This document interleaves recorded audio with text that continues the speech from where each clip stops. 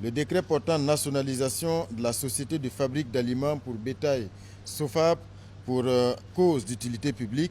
Le décret portant nationalisation de la société de production de lait et de produits laitiers pour cause d'utilité publique. Le décret portant création d'une société d'État dénommée Société burkinabé de fabrique d'aliments pour animaux d'élevage, en abrégé FASO Goulgo, c'est en langue morée. Le décret portant création d'une société d'État dénommée FASO COSAM. Sur tous ces décrets, j'invite ici mon collègue ministre délégué en charge des ressources animales pour plus de détails. Le Conseil a adopté plusieurs décrets importants dans le domaine de l'élevage et dans le cadre de la souveraineté alimentaire, et également pour améliorer l'alimentation du bétail et la production laitière dans notre pays. Il s'agit des dossiers concernant la nationalisation de la société de production de lait et de produits laitiers et du décret de nationalisation de la société de fabrique d'aliments pour bétail. Il faut dire que ces sociétés ont été créées il y a de cela une vingtaine d'années sur des fonds de l'État, et ces sociétés ont également fonctionné sur des fonds de l'État.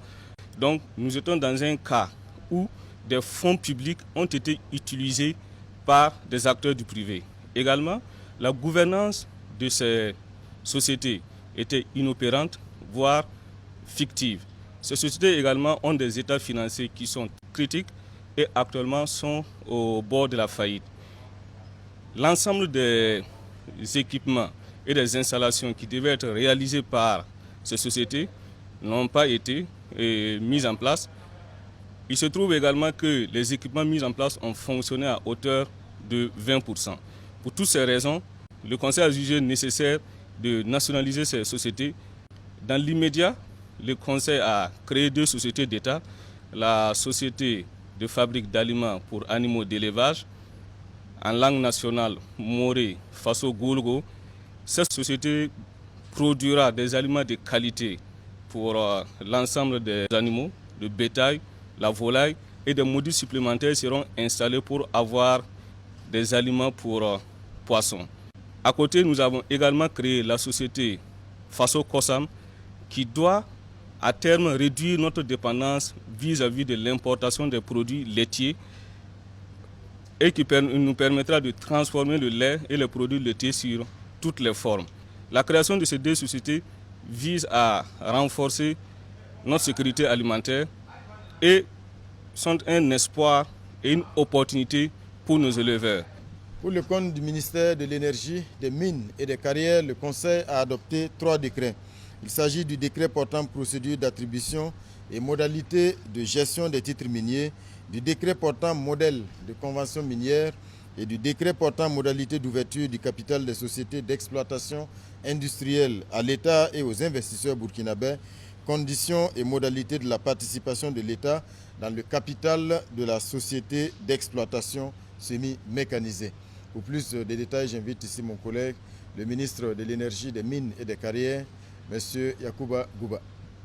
Pour le compte du ministère de l'Énergie, des Mines et des Carrières, le Conseil des ministres a examiné 3 rapports et entériné 3 décrets. Le premier décret porte sur les modalités d'attribution et de gestion des titres miniers. Ce décret est un texte d'application de la dernière loi portant code minier qui a été adopté par l'Assemblée en date du 18 juillet. Plusieurs dispositions de cette loi prévoient les modalités de gestion, mais également les modalités d'attribution des titres miniers. Le code a prévu 10 titres miniers dans des dispositions différentes et il s'agit à travers ces décrets de pouvoir fixer les bases pour une gestion transparente et une gestion assez fluide de l'ensemble des titres miniers. Plusieurs innovations ont été apportées à travers ces décrets et permettront à ce que la gestion des titres miniers à travers ce nouveau code-là puisse véritablement apporter plus de retombées au profit du budget de l'État.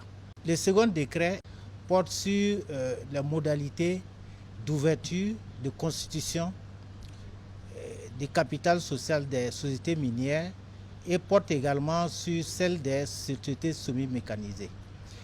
Ces dispositions ont été prévues notamment au niveau des articles 10 et 81 du nouveau code minier qui prévoit l'ouverture du capital des sociétés en constitution mais également en cours de vie.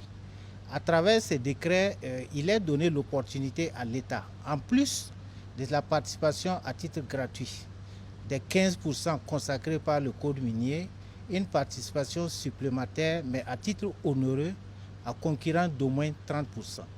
Ce décret va constituer également une base juridique permettant aux investisseurs burkinabés de pouvoir rentrer dans le capital des sociétés minières et beaucoup d'autres aspects ont été pris en compte dans ce nouveau décret en termes d'innovation.